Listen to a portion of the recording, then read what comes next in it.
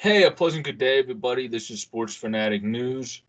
I'm Joe Boric, and this is going to be the latest edition of the Sports Phanatic News Sportscases. I'm joined by the wonderful freelance fantasy writer RotoRob that worked for Roto World, wrote for them, wrote for USA Today, Fox Sports, NBC Sports, and now has started his own site, RotoRob.com. Has been a freelance writer I follow for a long time, so it's definitely a pleasure to have him on the podcast. We'll get to talk about the NBA with the Sixers, the MLB with the up and down Phillies that have been good of late, and the NHL with the not so good Philadelphia Flyers this season. But first and foremost, RotoRob, how are you doing? I'm doing great. Thanks for having me on, Joe. Looking forward to talking sports with you. Yeah, I appreciate you hopping on. First and foremost, this is an interesting thing for us to talk about because the other two teams you're actually fans of, as you said, growing up in Toronto. This team, you're actually a fan of the team we're playing against, but also have very good knowledge on both sides when it comes to the Sixers Raptors. So this will be a fun one to kind of debate back and forth. The first three games were very good for my Sixers team. You had Harris play more aggressive than we've seen a lot of, which I think he needs to do more to have the Sixers have more success in game one and two. In game three, then Embiid really stepped up and hit that ridiculous shot that was able to win it. And then Drake almost became a traitor and followed Joel Embiid into the locker room. So there's that. But what do you think about the fact that the Sixers started great in three, and even in the first game in Toronto, I thought the Raptors were going to play much better in that first game up in Canada. They did play better in the fourth game and got the win, but the best game for them was by far, obviously, when they smoke showed the Sixers in the fifth game at home, which is, from my perspective, for the Sixers, inexcusable when you're in front of your home crowd. But also, the Raptors deserve all the credit with how good Siakam played and others on that team, and Anunoby and others on the team. What's your viewpoint of the series? Because it's been a really weird series with how great the Sixers started in three games to then just fall flat on their face in the next two. You don't often see that big of a 180. No, it's been a really weird series. Injuries have definitely played a role, and the Raptors have done really well considering Van Vliet's been out, and he's still questionable for tomorrow night. But looking at this series as an outsider, a Sixers outsider, one of the things that I'm wondering about is there a disconnect with this team? Like perhaps between Embiid and Rivers and also between Embiid and Harden. The reason I say this is I saw a quote by Embiid after game 5, and this is about Harden, okay? He says, I've been saying all season since he got here, he needs to be aggressive and he needs to be himself. That's not really my job. That's probably on coach to talk to him and tell him to take more shots, especially if they're going to guard me the way they've been guarding. But that's not really my job. Now, I look at that quote and I see several issues here, Joe. First of all, why is Embiid speaking to Doc Rivers through the media? Because it feels like he is. He's sending a message. And secondly, it speaks to Harden's role on the team and perhaps his will to win, which was questioned by Stephen A. Smith in his column today. Finally, it also sounds like Embiid is a bit pissed that teams are keying on him because of Harden's lack of aggressiveness. And I'm looking at that and I'm thinking, this team needs to get its act together. So there's something going on there. What's your take on that? For me, I think that's all on Doc because as a head coach, like you are everything in the regular season. Let's put it this way: he's been a Hall of Fame level head coach. In postseasons, he's fallen very flat in his NBA career, which is having the most blown 3-1 leads. And if this does end up, hopefully not for me as a Sixers fan, but Rob obviously Rob hopes it is this way, becoming the first 3-0 blown series lead. That's just kind of Tyrone Johnson that works with Mike Missinelli said it perfectly. That's just kind of the ultimate precipice of saying what the hell is wrong with Doc in the postseason. Like he gets up and it's not like he's bad because you can't be a bad coach and dominate for the first three. Like it's so like his players play good for them. He put them in good positions. I think having Thibault not play as much in the first two, knowing he wasn't going to play in the next two, was smart. And then he just sucked in game 5. And then you're not going to have him for game 6. So I think that was all smart. But Doc, there's a certain point where you have to kind of call a spade, and he hasn't been able to close out series in the postseason. And yes, it's on the players in part as well. I think Tobias has to be more aggressive as well compared to what he was in the first 2 games, but that's also not really Tobias' personality, so I didn't expect it. But if he could do it, that's great. Where Harden, we've seen that in him throughout the rest of his career. We really haven't seen it much where he's trying to be like an Oscar Robertson for some reason with the Sixers. That's Mr. Pass Perfecto. instead of being able to score and drive and be this alpha dog guy that he can be when Embiid's not able to just obviously naturally play his best because he has a busted thumb. So I think all those compounded, it's not the most connected, but I think a lot of that is on Doc Rivers because even if you take history as example, it shows he's not always the best at connecting his team to kind of close out the hardest game, which is the final game. Not that winning the first three is easy, but we all know from following sports in any league, winning that final game to clinch a series is by far the hardest. Well, you raised some really interesting points there, Joe, but I'm not necessarily going to argue one way or the other whether Doc Rivers is a horrible playoff coach or not. But he's had half a season to integrate Harden into the offense and figure out how to do that, where those two can coexist and, be the lead one way or the other. And I haven't seen that happen. And obviously Embiid is expressing his frustration that it hasn't happened. So there's something going on there. And I'm a little worried about it. I mean, I'd be worried if I were a Sixer fan about, this team cohesion and the relationship between the coach and its star players. Yeah, I think, that is for me, that's kind of been a concern where I do more hockey, baseball, and then Phil and football, basketball on my channel than I talk about baseball, but from people I just talk to in life, that's been one of my concerns the entire season with the Sixers because Doc was able to coach the team well enough in the regular season, but it's not like I think he was terrific. Like he made lineup adjustments that it took him. Not Paul Reed's nothing special, but he's better than DeAndre Jordan at this point of his career. Where it took him until literally like about the last week of the season to realize DeAndre Jordan was washed, and about 2.5 weeks before the season to stop talking about what Paul Millsap brings to the table and realize that he's washed. Yeah. So I think those things are not a good like it's great to have loyalty, but there's such a thing as being overly loyal to guys that are past their time in the league. And those two guys are past that where he started adjusting the lineup better in the end.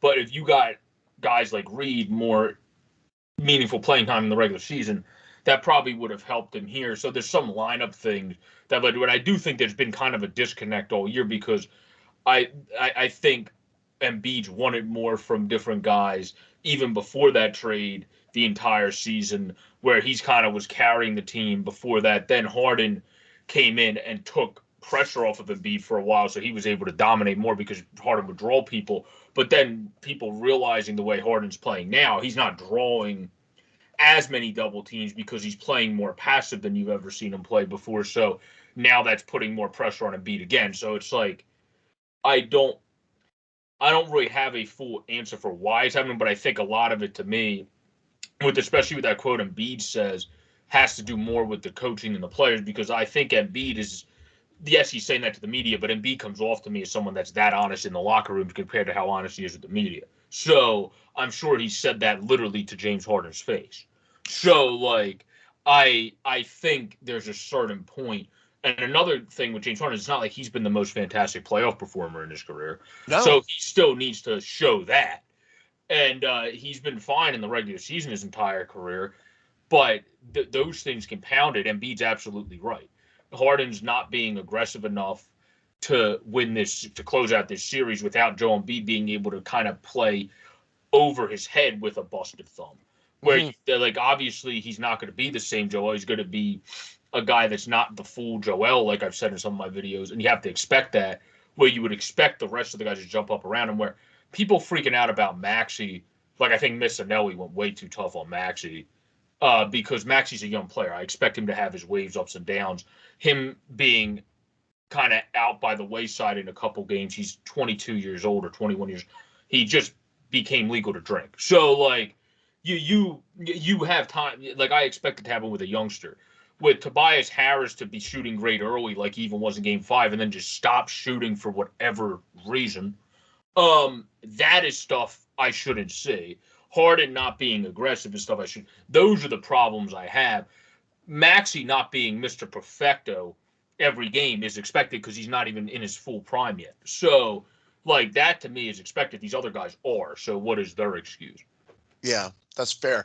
I mean, and one thing we have to ask here is how much of this do we blame on the Sixers offense slipping?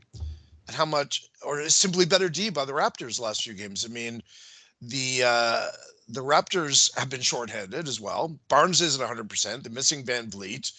And as I said, he's questionable. But Toronto's somehow managed to turn the series around by slowing the game down, only running when they sort of had the opportunity. Otherwise, they're not forcing their offense. And right now, they're sort of beating Philly in both transition game and in the half-court offense. And they're playing just incredible D, just really stifling D with a big lineup.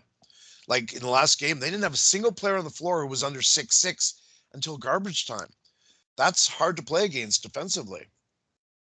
Yeah, and you guys have a very athletic team with the Ananobis, the Bouchers, the Barnes, obviously Pascal Siakam.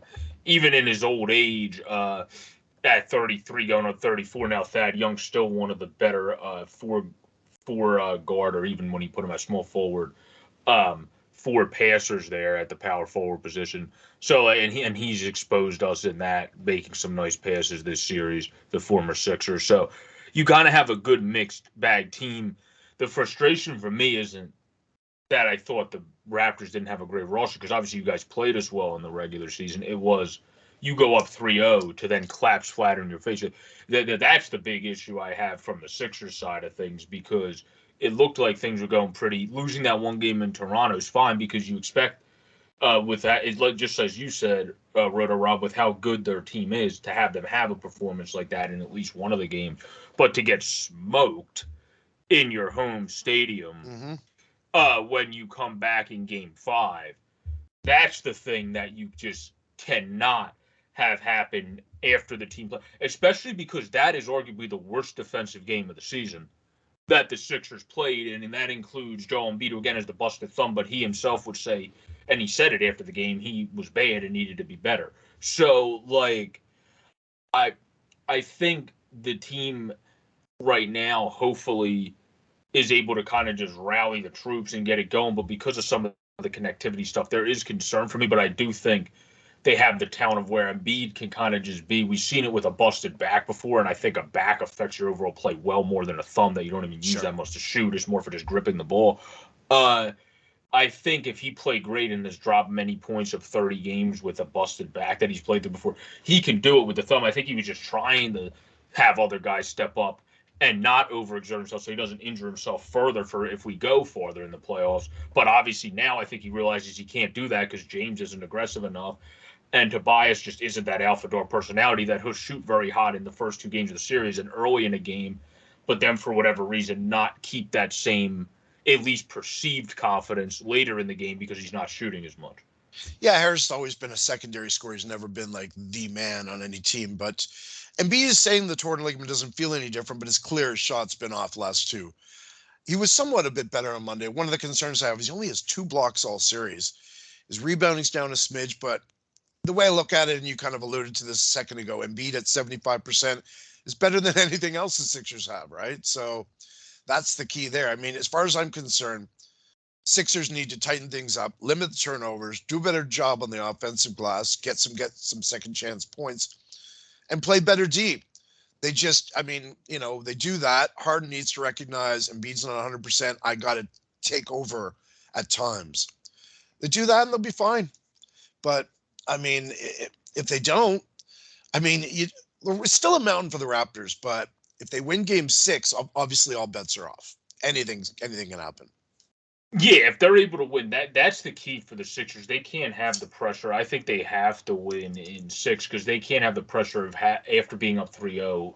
It would be, in a sense, I guess, a cool atmosphere to have the Philly house packed, but you can't have that after being up 3-0, have the pressure of having to win a Game 7. That's just... Yeah, and absolutely, especially in light of what happened last year against Atlanta. So there's definitely some recent history there that Sixers have to overcome. So it should be fun tomorrow night. It definitely will be a fun one, but I think we did a good about 14 minutes on that, where now we can turn our tide from the wonderful waves of playoff basketball between our two teams with the Toronto Raptors and the Philadelphia 76ers and move into Philadelphia area baseball from our Philadelphia Phillies team, who has definitely been up and down the season and has literally been the personification of even in the last 10 because they're literally 5-5. So My thoughts on this team early is literally what I just said. It's just been a roller coaster early on. You had a couple games the offense broke out, but then you would have the bullpen actually pick up for the first 4 or 5 games the rotation, which is something you didn't think you would say about a Phillies team. And then the bullpen started struggling, and then the rotation had a couple guys that kind of struggled at the same time. So your pitchers struggled at the same time.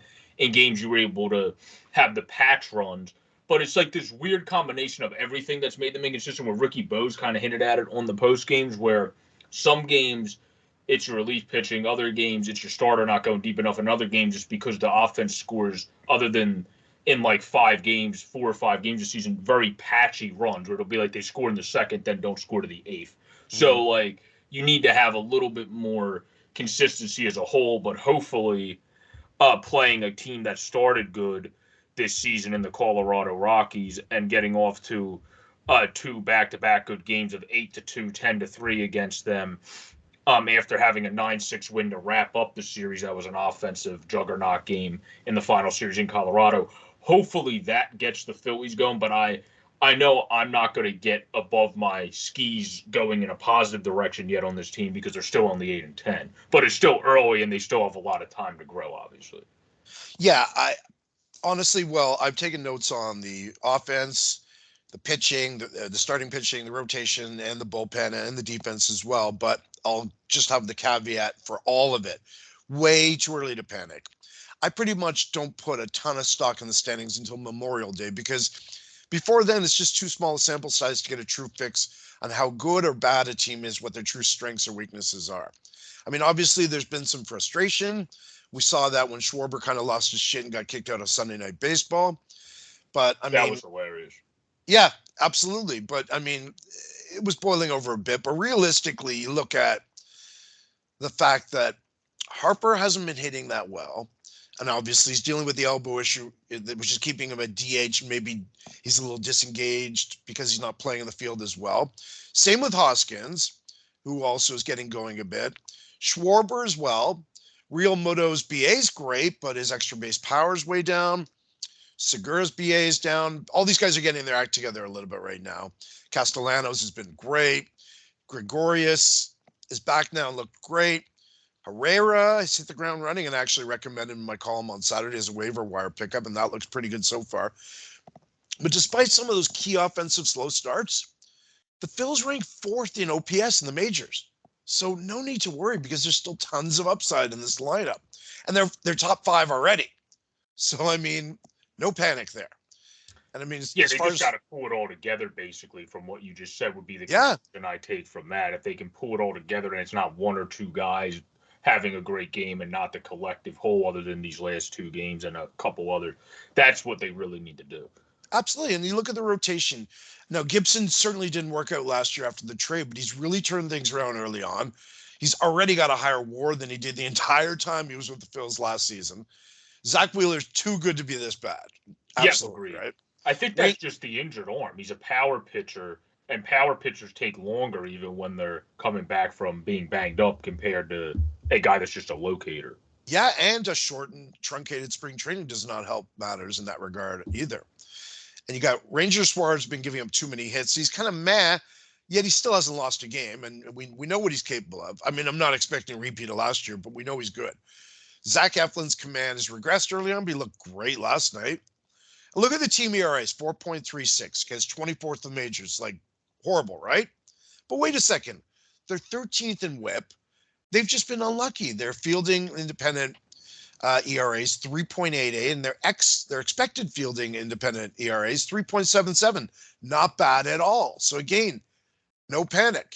Yeah, and actually, now that you bring up the expected, one of the guys in baseball, and I didn't even realize this until seeing the stat the other day, but how bad we give from surface numbers, Nola a little bit of a ripple on his last 2 seasons. If you actually look at his expected numbers Oh yeah. that take all of his factors of like swings and misses, his K to walk rate, and the fielding, they're actually pretty damn solid still. Oh, they're It's just fantastic. yeah, I've been it's touting just Nola buy low, buy low, buy low. Because the underlying numbers still suggest an ace pitcher there. So you knew at some point or another that is going to regress to the mean and he's going to be back to his usual self. I mean, the bullpen, I guess, has been a bit of concern, the second worst ERA in the majors. But then take a closer look at it. Brad Hand's been great so far. Corey Neville's been fantastic. So the back end of the bullpen looks pretty good. Looks like you got a real find, this Andrew Bellotti. Holy cow. I mean, Yeah. he could work his way into a setup role before long. I don't know And where his this guy story came is from. one to definitely follow too, because I had to look it up because he was with the Rays in 15. And I was wondering why he took so long to get back with the Marlins. He got into a car accident and actually, I think, served jail time because of the car accident. And then he had to work his way back up the ranks from that. So he's definitely one of those sometimes a second chance is your best chance guy. And it's nice to see him take advantage of that early on. Yeah, absolutely. And don't forget about Euros Familia. His ERA sucks, but his xFIP is 2.21. So he's pitched much better than his ERA suggests. And you know that he is a proven closer in the past. So I'm expecting him to be a factor. I'm not worried about the bullpen, which is rare to say about a Phillies bullpen in recent years, as you know. Yeah, and then also somebody that his whips and I don't expect him to be great because he was actually the guy of some of the guys he picked up in the offseason between Sheriff, who unfortunately is banged up, and Ken Emanuel, who are more location pitchers than this guy I'm about to mention, Nick Nelson. But the couple games, especially the one game he pitched a great 4 innings for us, but the couple games he was able to just take the ball and pitch you a few solid long relief innings.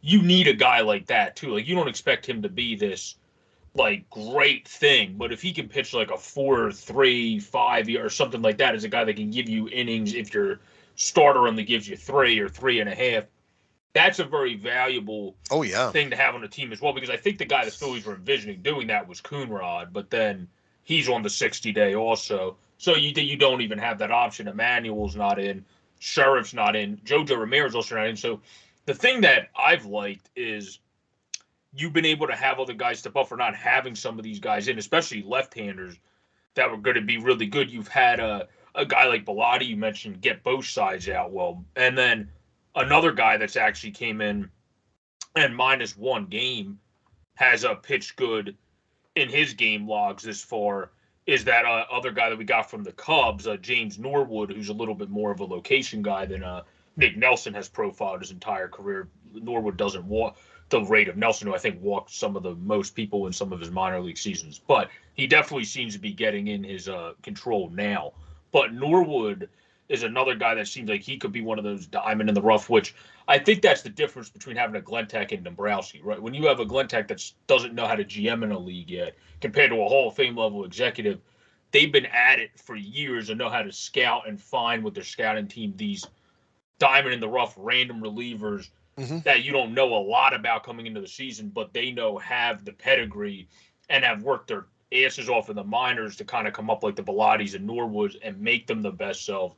That if you can kind of lock it in with your pitching coach, and I think Cotham's honestly been a good pitching coach this far, if you can lock it in with your pitching coach, then they can kind of be their best self. And that's what you see a lot of other teams do that build bullpens as well. I mean, heck, that's what the Rays do all the time. But like you're able to do that and get some guys like that mixed in with, as you mentioned, Familia. His underlying numbers have been good. To me, he's the only guy this far that I have been a bit worried about just because I watch our division the most, obviously, since the Mets are also in our division. So watching him in past years, he hasn't. When he gets inconsistent, sometimes it lasts for like a 4-week stretch. So I would like him to be more of a Mr.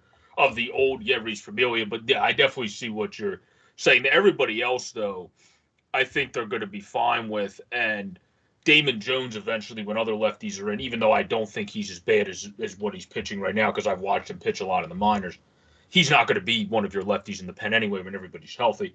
So you don't really have to trip over that much. And Suarez, you brought up, I'm actually confident in him getting back to his being kind of spot on quicker than Will, because I mentioned Will being a power guy that sometimes coming back from an injury takes a bit longer. Ranger's not that.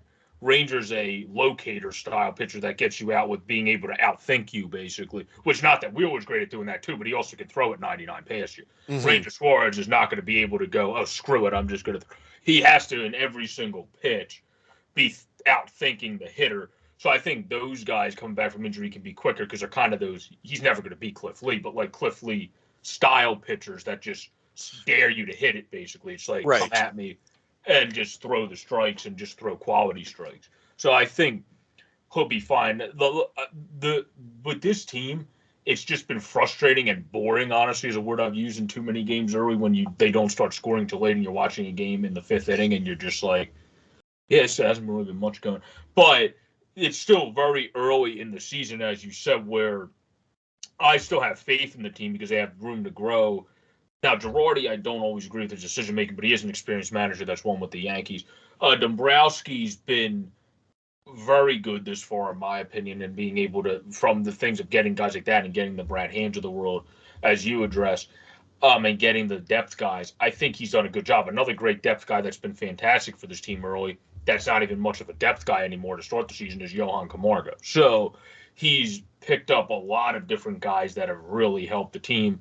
And also his development staff and the move he made with Joe Girardi to bring in a new hitting coach, at least in the preseason, it sucks that he got hit on the wrist in the last game, seems to have helped Mickey Moniak as well. We'll have to see what happens there when he comes back. So it seems like they are finally starting to understand you have to have a great, complete coaching staff, not just a guy that's a known manager, but guys that are known, like a guy like Kevin Long that the hitters are going to listen to because he's one of the best in the game. And then with pitching coach, they went more with the new wave. Caleb Cotham's kind of this new guy that's getting known around baseball as a guy that other people probably would have hired if we didn't, that you can have for a while and maybe he can become, which it seems like he has a chance of doing with what he's done with our pitchers this far, one of the better, then eventually more talked about pitching coaches in baseball. That's kind of the way I look at that. And I like that idea for the Phillies because it all comes with building a great staff first to be able to have, like we talked about the Sixers not having the best connectivity, to be able to have that connectivity with the players. So both of those things mesh really well. And I think Dumbro with Joe and his staff and having Thompson and all those guys does work well with that. It's just when it's the Phillies, I actually don't blame, like I blamed Doc more for the Sixers. It's actually the reverse for the Phillies. Usually I blame the players just for not playing to the best of their abilities when they haven't won, other than the few times I said where Joe either took somebody out too soon or left somebody in too long, in my opinion. But every manager does that. But like, other than those moments, then I'll direct the blame because it's a direct thing you can point to. But normally with the Phillies, 9 out of 10, I'm like, the guy should have just hit better in this game, or you can't leave a slider right over the heart of the plate to that guy. Like, it's something like that, and that's not on the manager. Well, I mean, the key takeaway from me, Joe, with the Phillies is, and this is the great news, is that Odubel Herrera is hitting something besides his girlfriend. Yeah, that's definitely. I mean, for This me, is good news. Yeah, it took me a while to, because my mom and me, we're always second chance people because she's really religious. I'm more of just a very spiritual, faithful person, but I am religious, just not as much as her. But like, I try to always go with that realm. Like, it took me a while with Vic because I'm a big dog person, but then I got over it and gave him a second chance to see all the good he's started to do now with different organizations and all that. So he was deserving of the second chance. With Odubel Herrera, I think at this point, from what I've read, and I've made sure everything that somebody that's written about him, I'm able to keep tabs with them. You kind of know what's the bullshit and what's actually real. And I think he is starting to move in the right directions from what the organization said in terms of maturing. It's just he's always going to have that on the field. He doesn't look the most mature because he has that flair to him. So sometimes those guys like Hanley had a flair to him in his entire career. Ramirez, they don't always look the most serious because they have that, like, they hit a single and they act like they won Game 7 of the World Series. Right. So, like, it's just a different perspective. But in terms of his play, yeah, I have been impressed with his play early.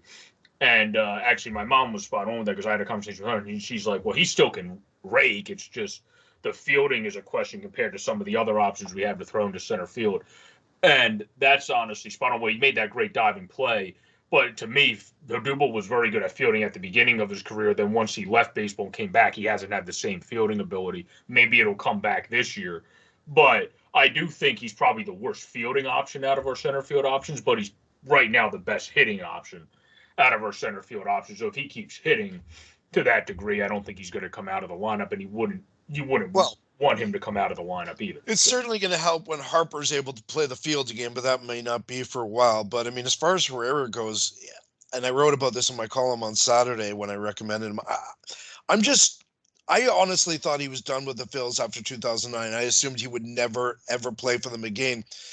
And, he got removed from the roster, didn't play in 2020 because there was no minor league season, and then came back and had a pretty decent year last year. And this year he's picked up from where that is, and he's built on it. And I'm just still surprised he's still with the team. I figured by now he would have moved on to a different club, but good to see him, getting his act together.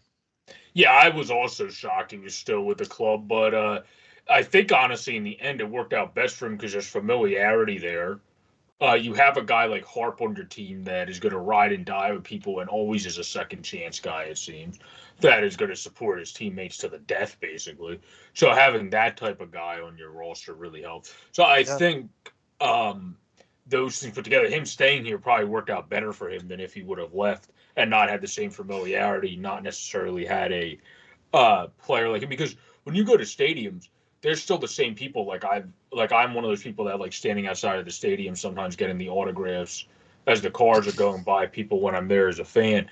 And there's still the same people that I've seen love Odubel before the instances that are still rocking Odubel signs and the El Torito hats and all that. So like there's definitely a lot of people that have already moved to giving him a full second chance, where I definitely really love what he's doing and I'm giving him a second chance. I just haven't fully, I guess, forgiven him yet is a way to put that. That's all it is. I'm not sure what the MLB version of the Cleveland Browns is, but I would have assumed he would have wound up on the the Cleveland Browns of the MLB. Yeah, the team that gets everybody that has had issues off of the field. Exactly. Yeah. But I think the Phillies, that they seem to be a clubhouse that's able to deal with that, because obviously another guy that has had issues off of the field is Yuri's Familia, that they also brought in and didn't have a problem bringing into their locker room. And another guy that on social media to some has issues is Brad Hand. And the Phillies did not have a problem bringing him into which I don't think he does, but that's just other people, didn't have a problem bringing him into their locker room either. So I think this team with Dombrowski, especially at the helm, is different now. And they just know when you have a guy like him at the top, if you start the bullshit in the locker room, he's immediately going to be a general manager that comes into the locker room and tells you what the hell you're doing. All right. So, president of baseball operations, Foles, the general manager, but you know what I mean. That's going to come in and tell you what are you doing, and you got to ship. Like, he's one of those guys, and that's what's made him great at building the Tigers that he still doesn't get enough credit for to this day. The Red Sox team that people give him too much rip on getting rid of the prospect pool, if you really look at it, he kept guys like the Devers of the world, the Bogarts and others that became studs, and some of the guys he got rid of are very solid players for other teams, some of them, but they're not to that level. No, so, I mean, like Moncada hasn't had that true breakout season yet. Exactly. Yeah. I guess we saved the worst part of the conversation for last year, eh, Joe? Yeah, we have to wrap up. I mean, at least in the end of the season, I will say, RotoRob, that I do think Frost and Cates should switch positions. That's my own opinion. I think Cates is an NHL center. I think Frost is an NHL winger if he becomes able to crack the NHL and stay up there. But that's beside the point. That line of Tibbet, Frost, and Cates definitely has formed chemistry with each other. That gives me, in this bleak season that I've been pissed, and people know from my videos of me ranting on the Flyers that that has been inexcusable by the fact of some of the efforts you've seen out there on the ice this season. To see guys like that bring in the energy and have a young, fusing line like that, and then Brink had his first bad game against the Hawks the other day, and you have Farabee that have the chemistry with each other. I think that gives me optimism for building in the future, but let me be clear what this optimism is. It's not what Dave Scott thinks, where we're going to quickly turn this around. No. It's optimism building towards the future, as we should continue to build and get more guys like that, and bigger guys, like you say you draft Slafkovsky in this draft, somebody like that is a big game changer in your lineup potential as a youngster. That was just one example. There's others, and then you build from there, and then you continue to rebuild so you have a good pick in next year's draft, because I think it could be maybe a 3-4 year turnaround. if you draft, say, a Slavkovsky is one example, and then are able to get one of the top 5 guys or top 7 guys of hell, top 15 guys of how deep next year's draft is, and you'll be potentially set if you can just then have the money set in the right order to be able to then sign people on top of the young guys you continue to develop and bring in. Because I think since we hired the Kings development staff guys and hired Briere, personally, from being at PPL covering games and being at Reading, you notice a huge difference. Now, the Reading with Kirk McDonald's always been good at developing, but you notice a huge difference with how present the development staff is and how present everybody is at being right up on the young guys about, like, this is what we want, this is what we want. And that's how Briere has been with the Maine Mariners from covering the ECHL, that I think he, even though he is an insider with the Fly, he is a perfect guy that's not going to be one of those Clarks or homegrown guys if he gets the GM job. Mm-hmm. I think he's actually a guy that'll literally just tell off Dave Scott, because that's the way that Briere is. Like, he was blunt when he came into Reading and answered questions for the fans on Flyers Friday. He talked it as it is, how bad the team was playing, but also said, well, at least we have these Addards, these Cates coming in. You got, like he basically said it how I'm saying, like, it was putrid, but at least you have this stuff coming. And I love that about Danny Briere, because he comes off as being as blunt as somebody like me, who's a podcaster trying to get into business as a freelancer, which you love to see from GMs, because not enough GMs, some of the great ones are like Lou, but not enough GMs and presidents of hockey or that blunt. And I think sometimes you need to have that to get the best out of your team. I'm wondering, Joe, is this season, like, as big a disappointment as the season has been? Is it just the curse of Nolan Patrick here? I mean, because honestly, we recently found out, thank you, Bobby Clark, that no one except Hextall wanted Patrick. And then once we finally rid ourselves of him last season, what did we get? We got Ryan Ellis. And look what happened there. Is this just going to be the gift that just keeps on giving? Well, I think there's something to that. I think also I'm being facetious, obviously, but obviously, I think Patrick too. It's just the injury bug, because I watch. I probably watch a divorce level amount of hockey, to be quite honest. I don't have a girlfriend or wife right now, but we'll see what happens when that happens. But the Knights, he was hot for that one Greek stretch, and then he got hit and went down again. Like, Patrick basically just has the shittiest luck you see of most hockey players out there. And with Ellis, I just think the organization, primarily Chuck Fletcher, didn't do their due diligence enough on his injury history. Now, Ellis is a private person, so he wasn't letting Nashville say as much as other players would be allowed their organization to say, and we see that here. He's not obviously letting the Flyers, it seems, say as much as it seems they would like to be able to say, so people actually know what the hell's going on, or not, or that are not in the dark. But I think they didn't do their due diligence enough, because it looked like the last couple of years in Nashville, he was great when in, but that's the problem. He was great when in. You have to be very careful trading for players like that. All right. Totally point taken, but I did a lot of research in the days leading up to the Ellis trade as well. And from my opinion, yes, he had some injury issues in Nashville. No one's going to dispute that. But like last year, for instance, it was merely a hand injury that was hampering him, which is not a serious or career-threatening injury or anything that's going to last. So, I mean, this year, obviously, I guess it was a hip or something. I think it seems like it's a hip or like one of those groin, like the thing stamped at it or something like that with it's mid-body injury that just, But he's had those too with Nashville, because I remember in Nashville, he's had times where it's been ruled his upper body and end up being his back or lower body, and it's like a core, like hip or something. So it's not like he hasn't had those. That's the only reason why. And I love, now don't get me wrong, Ryan Ellis, when healthy, is one of the most fun defensemen to watch in hockey. Let me just put that. You saw right away the difference he made. This at the beginning of the season, you could clearly see. Oh yeah, it was too small of a sample size to judge anything off of it, as we talked about with the sample sizes of baseball. That was like a 4-game or 5-game sample size of Provy, but you started seeing how good Provy looked with Niskanen a little bit all over again. So I think when Ellis is healthy, and also Ellis throughout his career is probably even a higher end defenseman than Matt Niskanen was throughout his, and that's nothing against Niskanen. Niskanen was a hell of a defenseman. No, absolutely. That's where I would say Ellis, the way he's able to control two ways is huge, but I don't even see him playing. Like, if he comes back, I see it being after next season with the way that it seems like this is going, or the end of next season. So, like, he's not even into my factor cards too much. Sorry, are you saying that you don't think Ellis can be ready for training camp next year? Personally, I don't see it. Like, I don't, from how dark the organization has kept us on, Ryan, and he wasn't even in the team picture because they said he was getting rehab. It's not that hard to go jump on the ice, take a picture real quick, and go back to getting your rehab done this time. So I think there's something behind the scenes here that we're not knowing yet. And because it seems like it could be a core or a hip issue, and it's an elective surgery, it seems, something that the player doesn't need for life, but might need to be his most successful sports self, so to speak, you might have to have in as good of a career as Ryan Ellis just say, what the hell's the point? Well, so there's also that side of the equation as well. Well, that's a very dark, that's a very bleak picture. Yeah. And I hadn't even considered that. And that makes me even more frustrated. And, I'm going to curl up in the fetal position now and start crying. It wasn't bad enough that Eric Gustafsson scored against us on Monday. And now I have to hear this news. Like, I'm not saying that's going to happen because I don't have, it's just the perception I get. Like, I don't have the source. Like, they don't tell us anything. Like, I watch Russ Cohen and his stuff, and I think he does a great job. The Hockey Buzzcast guy, Sportsology, does a good job with all his stuff.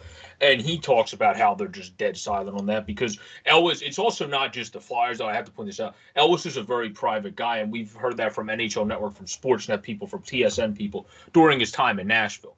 So it's also how private the player is and the Flyers respecting his privacy. If it was some other guys like Coots is obviously was okay with the Flyers revealing the stuff about his back and how they don't think it's as big of a thing to trip over as some fans are making it out to be.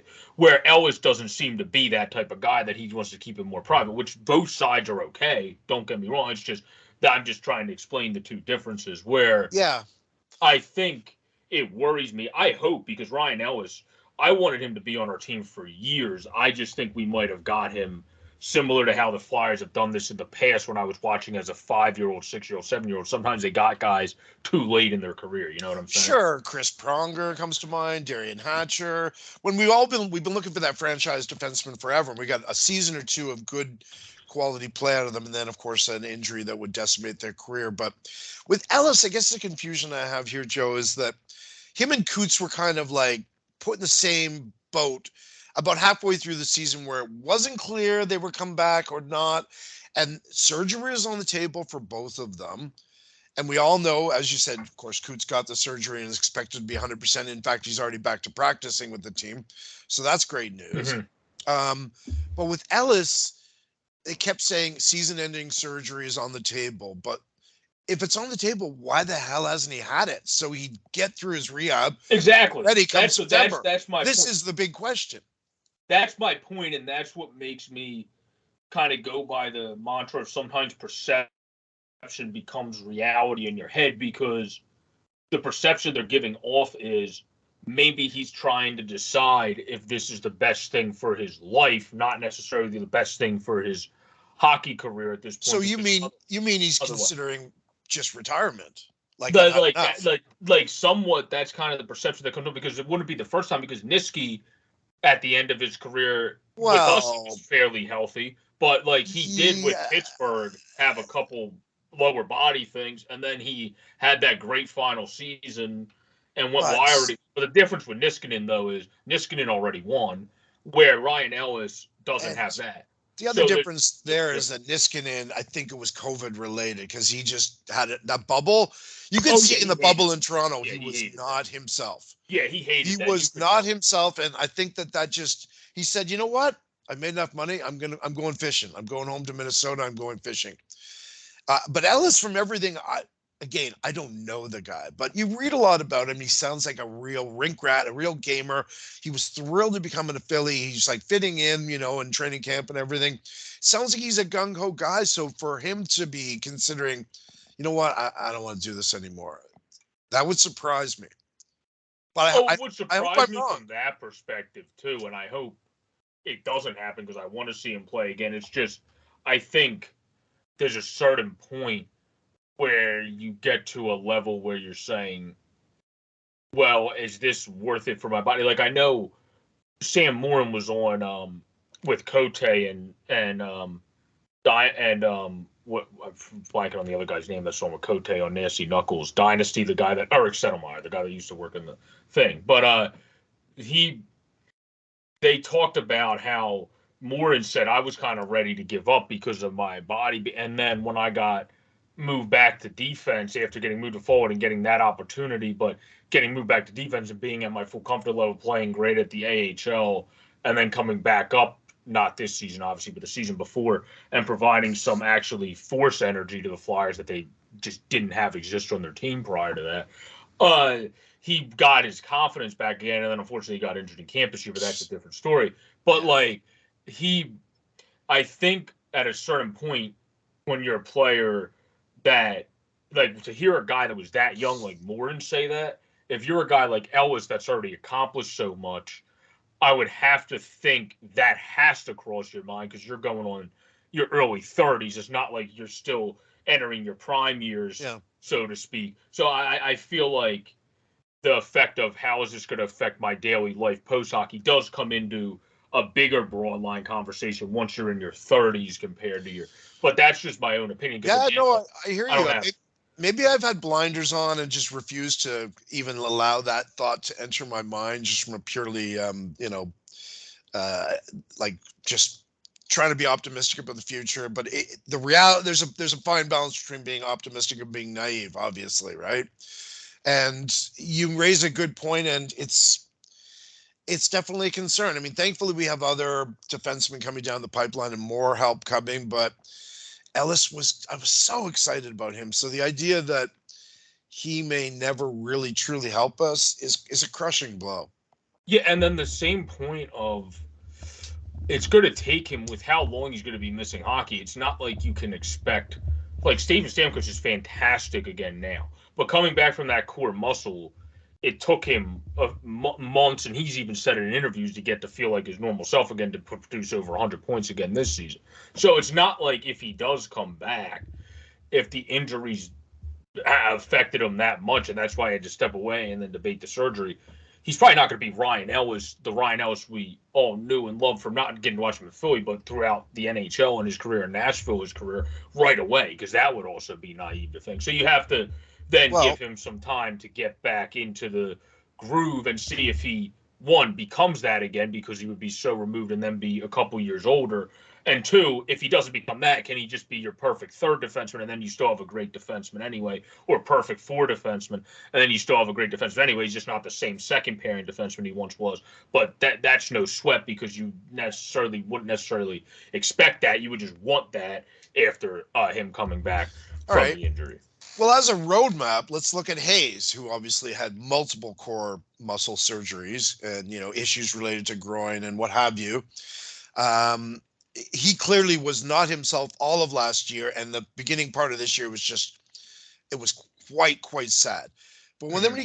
Since the All-Star break, he's arguably been the Flyers' best player, and he looks a lot more like his old self, lugging the puck, playing good on penalty killing. It's been palpable, the difference. So if we use that as a roadmap, there's hope there.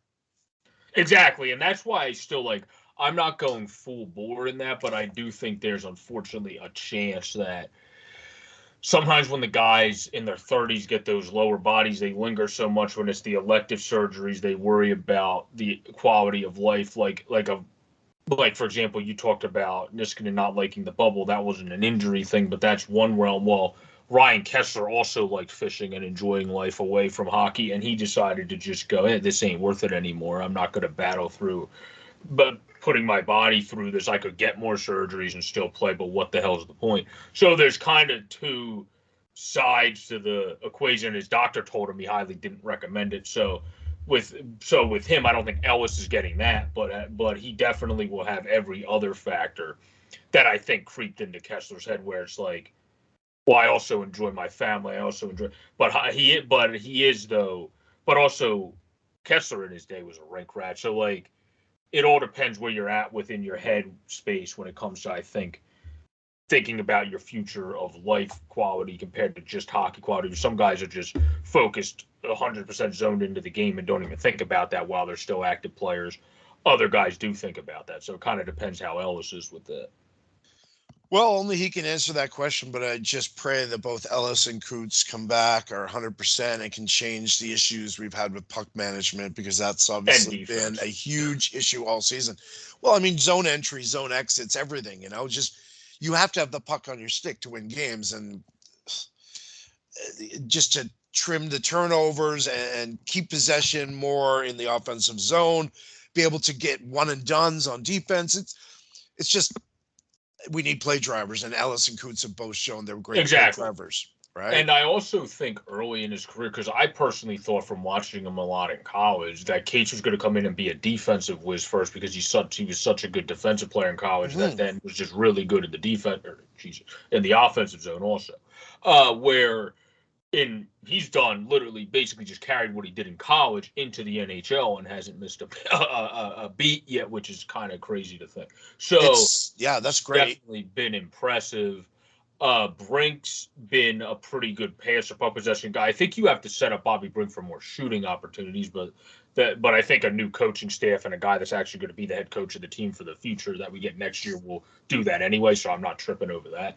But the thing that I love is, like I mentioned, the Cates, Frost, and Tippett line, because Frost, again, he shouldn't be an NHL center in my opinion, but he needed to find guys that he had the perfect chemistry with, and he played with Tippett in the Worlds, so he played with him before, that he has the chemistry with, to be able to kind of get his juices fully flowing, where you've seen a different Morgan Frost in the last month of the season in terms of he might not always be on the point sheet, but he'll possess the puck better than he's ever had at the NHL level, or kind of be more patient and knowing he can not be knocked off the puck because he's not 100% one of the strong sides of the puck, but can use his hands to keep the puck and control the puck similar to other players in that ilk, and then get it to Owen Tippett, who's just going to fire one, or get it to Cates, who is a very good puck possession player that is stronger on the puck. And then Tippett's obviously your guy that's a guy that always gets scoring chances, where for me, Tippett's been better and played above his skates than I thought he would do, because he hasn't always scored, but if you look at his chances per game, like underlining stats, his underlining stats are nuts. Well, it's been obvious to the eye test as well. Oh, yeah. The puck follows him around. He has the instincts to be in the right place at the right time, and I've been impressed with him. Phil Kessel, kind of, but a speedy Phil. And without the dozen donuts. Without the weird pregame ritual and having soda every day. Yeah. You mentioned Bobby Brink. He definitely looks like a great playmaker. The jury's still out what his upside is as a goal scorer, as far as I'm concerned, but I really liked him. Cates, as you alluded to, much better than I anticipated. Absolutely. I thought he would be a role player at best, but he looks like he's definitely a top 9 player in my mind with some upside, and he looks great. And he looks like he's having fun, which is just great to see. That's been a nice, bright spot at the end of this absolutely horrific season, watching Cates light up the room with that smile and looking like he's genuinely having fun. And it gives me hope for the future again. That's why I love that whole line, because that line each day looks like they're just going out there playing 110, not caring that this team is out of it completely and not playing for anything. Because you see, ever since they put Cates, Frost, and Tippett together, all three of those guys always have the biggest, well, they're kind of that personality too, but have the smiles on their face and just go about their business. I remember after the post-game thing, I think Russ was the one that said it, but he had to leave early, so he saw Cates coming in, and the line all high-fived each other walking down the hallway back to so you can already tell those guys off the ice also have a great bonding with each other. So that's a big part of it as well. And Brink and Fairby seem to have that. Once you add Coots back in, I think Cates is your perfect 3C. Move Frost to the wing with Tippett. I would put Frost on left wing, I would say, and let Tippett play where he's at, and then do it that way. Because Frost, to me, just profiles as a winger in the NHL with his kind of more silky mitts style of puck possession than being 100% strong on the puck. And at center, you would like to have more guys that are 100% strong on the puck, which is what Cates is. So I think switching positions for them is the only critique I would have there. But I also think a better coach would think of that, where that's been the problem with the Flyers this year. Well, We've had a lot of media members and podcasters think of things that it doesn't seem like the organization's even thought of. So I'm not going to try to defend the coach, but I mean, let's face it, with the loss of Drew leaving, with Coots being out, with Lawton being out for quite some time, with Hayes being out, we didn't have a lot of depth at center, so we didn't have a ton of options. No, I'm just talking about as a whole. Like Mike Okay, Yeo I'm just saying this particular season. Yeah, Mike Yeo kept in veterans too much for me. That was my. We got to the point where we were trying Farabee at center, and that seemed to be working for a little while. But clearly, depth was a major issue, and that may be addressed. And I'm hoping that, despite the fact that obviously we've blown our chance to fall below Montreal and Arizona, and Seattle's looking a little bit more difficult now to get ahead of us in the standings, I'm hoping if there are hockey gods, they're going to look down on us and say, this team isn't tanking. They're trying to win games. They won 2 in a row, like last week before losing to Chicago on Monday. They're not throwing in the towel. So we're going to give them bonus points and move them up in the election, in the lottery. Yeah. I'm confident. That's what I'm hanging my hat on. Well, my thing with, and I've talked to this about the guy that runs our nitty-gritty site that I do work for, Jamie. If I rank the Flyers management in grades, Fletcher's about a D. But as assistant GM, and I followed him, and I've done research back to their Wild days, would get a very solid passing grade because Flair's the one that works with the draft team. Oh, yeah. And I think since he's come in, I've liked the picks of Forster. He's just been injured and has Zayd Wisdom's been very also good. Hurt. Elliot Desnoyers has been fantastic. Oh yeah, so like real steals. Ethan Sampson looks like a steal. I mean, I love some Kozlov in Russia. That young goaltender looks like a good steal too because he was 19 years old, going on 20, playing in the KHL already, and giving them valuable minutes over there. So I think his draft history is great. Where I'm not even opposed, and I said this to others, I haven't said it on podcast as much, to even promoting him and letting Briere then learn as his assistant. My problem is, I don't know if, one, he wants that, and two, him and Fletcher have been joined at the hip so much. Would he, if you fired his, so to speak, perception-wise, kind of best friend in the business, is he going to be the one that wants to take the job from him? No, don't you think Briere's being groomed for the job long-term? I do think he's being groomed for the job long-term, but if Flair wants to take the job now, he already has all the connections and knows everybody. Briere knows most people, but is still new to the NHL level in terms of management position. You could, if Flair is okay with, which I'm not sure if he's going to be okay with it, but okay with taking the job from a guy that seems like his best buddy in the business, Fletcher, for a couple years. Like, I think he seems to have liked the whole assistant GM role really well because he gets to focus and be that draft whiz that he is. So I don't know if he wants to be the big kahuna on campus, but I also wouldn't be opposed if he wants to just work with Danny, keeping him as the assistant GM either. That's something I would actually like if he doesn't need to always be with Chuck Fletcher. Like if he's okay with not following Chuck Fletcher, if he does have a next destination to his next destination, I also would not be opposed with having Briere again get promoted to the GM, but keeping Flair because of the great experience he has in the league as an assistant. So you have that great experience with him, and he already has worked with the scout team and draft team for all these years since Fletcher's come in. That's the way I would do it with the Briere and then Flair staying as assistant GM. But I'm just saying personally, there's a couple ways that I'm not going to be mad if they do it. Like if Flair got promoted and Briere became assistant, I would be happy. If Briere became GM and Flair stayed, I would be happy. It's just you have to be careful with the timeline because you can't get rid of them before this draft, and you're kind of screwed because you don't have Flair there to help you with the draft. So would you be okay with, well, I mean, let's move beyond the draft and look into the offseason. Are you okay with Fletcher leading this team into 22-23? No, I would fire Chuck Fletcher. Yeah, okay. Yeah, that wasn't clear. All right. Yeah, because it seems to me that I'm going to call shenanigans on Fletcher. I was okay with him at first, but he seems to have a fixation on Minnesota high school players, for starters. Second of all, he's from that community. Yeah, I get it. He's been trying to turn the Flyers into Minnesota East since he got there. with all of his hires, with all of his draft picks, with all of his signings. I mean, who the hell was that defenseman he brought in last year? No, 2 years ago. Another Minnesota cast-off who played for years in the HL with Minnesota. I'm totally spacing on his name now. But players like that, they just keep signing.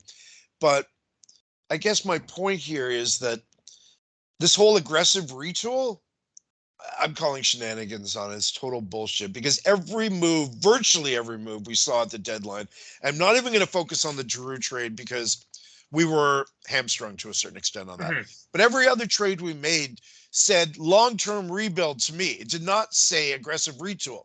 We're getting 2023, 2024 draft picks. All the moves that he made said one thing to me.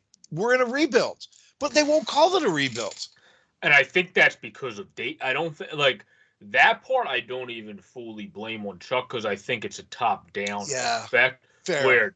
Where Dave is telling him what to say, but then in his actions, he's basically because I don't think Fletcher has the same personality that I said Briere has, where I think he would just tell Dave Scott, like, this is the way to do it. And if you want to follow me this way, I'll get us there. If not, then it's not going to work. Where Fletcher just does it with his actions, where he says one thing next to Dave Scott on the mic, but then, as you said, just does something completely different and goes out and gets next year's and the following year's draft picks to signal kind of to up top. I understand where you're coming from. I'm not somebody that open in front of the media disagrees with you, but I want to show by my actions I disagree with you, so to speak. Well, I mean, I've heard it posed by Flyer fans in the Twitterverse that Fletcher's hands are tied. Whoever's GM's hands are tied because ownership is not letting them sort of run the ship properly, like a hockey team should be run. And I don't know whether that's true or not. I mean, some people swear by it, but if it is, it's a real concern because it really doesn't matter who the hell we hire as the next GM. It's going to be the same issue, and as long as ownership remains the same, that's a bigger concern to me. Yeah, and that's a fair concern because that until recently was the biggest issue with the Buffalo Sabres, where then Pegula allowed, from recommendations of some of his workers as we're wrapping up here in the final 5 minutes, allowed him to, an organized team to say, this is your best hire for your GM, because he said, I suck at this. I don't know how to hire the best general manager. Let me give people that know what they're doing and hire a team to recommend to me, and I'll hire whoever it was. And there was reports that he didn't even want to hire Adams, because Adams, I think, is similar to the thing I said about Briere. Him and Pegula have a connection and know each other, but I think Adams is one of those guys that's like, no, you don't know what the hell you're talking about. Let me be me and run the show and shut up. Where I think he's where that's obviously worked for the Sabres this year because they got the best seasons out of some of their guys and have been, I think, using analytics smartly, where in the past they used them wrongly and didn't pay the right people, so to speak, and didn't bring in where it's all about using regular stats, using eyesight, and using analytics as a perfect match, not where they didn't do that at all. Where now it seems like they're doing that more with Adams. They brought in a good coach, I think, in Granato to grow it. So I think if that is the case, which I hope is not, it then would take Dave Scott until that moment of realization that Jim Pegula had of saying, I need to step back, where fortunately we already have the guy in-house that's probably the GM candidate. They didn't. Well, actually, yes, they did. I think Adams did work with them in the past, so that's actually not true. But, like, we do have Briere as well. But, like, you're going to have to still have, if Briere can only do so much, you're going to have him have that moment of realization that Pegula had. Well, here's a question, Joe, to kind of summarize and wrap things up in my mind. If you are going to get rid of Fletcher, don't you want to do it before you hire a new coach for next year? Because don't you want that GM to be able to pick his own guy? I mean, clearly that's not going to be the coach, right? So, no, I would say you definitely want to do that. I think the timeline is going to be tricky because if you fire him after the season, my thing is, if him and Flair, like if Flair would want to leave and go with Fletcher, then you have to really have Danny step up for the draft, when he's basically just getting thrown into the gauntlet right away. So, like, I don't think that's really fair to anybody. where you have to be careful with the timeline. That I wouldn't even be surprised because Flair's the one that's involved with the draft. It would be a weird timeline to do it, but he's the one that Fletcher's always talked about. He's delegated to Brett the draft and the team that he works with, and now they hired two other people that have done good success with the Kings organization and brought them in too to help with that.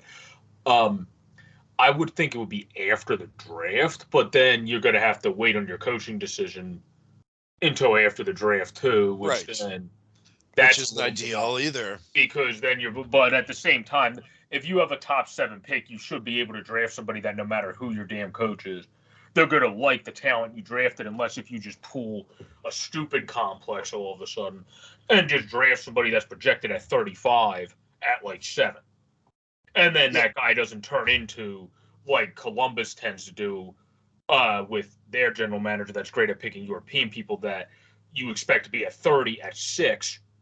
If it doesn't turn into that, then you're not going to have the happiest campers in the end. But it's an awkward situation, isn't it? Because we know Yao's dead man walking, but we don't know for sure Fletcher is, and that makes it very awkward. Well, the organizational standpoint, it doesn't sound like he's from some of the stuff that's been said from like the top, where it's like, well, we want to have him in. Like, I think the most timeline, as my final point for him to probably most likely be gone, is honestly around the holidays. If the Flyers kind of get off to a bit. Now, we don't expect them to be a good team next year, but if they don't show enough in terms of direction and actually kind of having a sense of where they're going under Fletcher and having a sense of not being in this limbo, are we going into a quick retool because that's what upper ownership wants, or are we going into a longer rebuild, which seems like the better decision, and I think both of us would probably agree with that.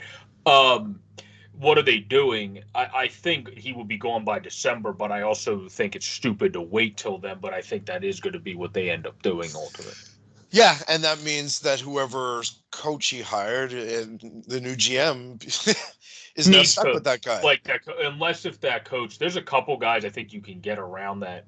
Like Nobla, even though Hartford fell off this year, I do think he's a rising guy in the league. But should you give him another year or two in the AHL, that's definitely a debate that could be there. There's also a couple of guys from the college ranks, but we could also do. That would be even a cool other video to do. I could have you on in the future sometime, and we could even go over who we think could be some of the best coaching options for them, because that would actually be a fun video to do. Yeah, there's a lot of questions to answer going forward, and unfortunately, there's only so much time in a day. Yeah, exactly. But that would be a fun video to do in the future. But I really thank you, RotoRob, for joining us for this video. We went long, but I think it was a good episode. I don't like I told you beforehand, cutting anything off when we're going good with flow and having good stuff come out. And I think that was happening in this episode. But if you had anywhere you wanted to share for the people to give you a follow, I always give the guests an opportunity to do that as well. Oh, thanks, man. Yeah, it was great talking with you. This was awesome. Well, my website's rotorob.com. That's ROTOROB.com. And you can follow me at RotoRob on Twitter. And we have a Facebook page as well, and the YouTube channel, and blah, blah, blah. And, the usual social media outlets. And, that's about that for now. It was great talking with you, man. Yeah, thanks for hopping on, and you guys can follow me at JJBora26 on Twitter, here at Sports Phanatic News on YouTube. Really appreciate your guys' love and support this far. Enjoy the rest of the round out of the NHL season, getting into the Stanley Cup playoffs. Obviously, the great NBA playoffs are already here, and the start of the baseball season as the smell of summer is starting to become in the air. Have a great, safe, and pleasant day, everybody. Peace out, stay safe, and enjoy your day.